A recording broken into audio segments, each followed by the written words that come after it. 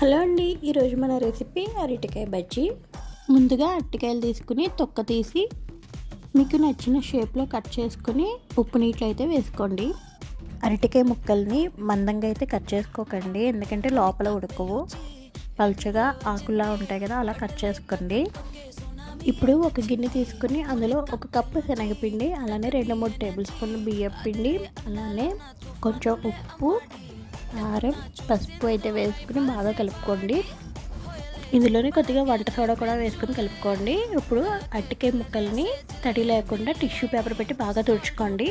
పొయ్యి మీద డీప్ ఫ్రైకి సరిపడా ఆయిల్ పెట్టుకుని ఆయిల్ వేడైన తర్వాత అరటికాయ ముక్కల్ని ఒక్కొక్కటిగా తీసుకుని మనం ప్రిపేర్ చేసుకున్న పిండిలో ఒక్కొక్కటిగా ముంచి బజ్జీలు అయితే వేసుకోండి. బియ్యం పిండి వేయడం వల్ల బజ్జీలు క్రిస్పీగా వస్తాయండి. బజ్జీలు బాగా వేగిన తర్వాత ప్లేట్లో తీసుకుని సర్వ్ చేసుకోండి. Bye bye.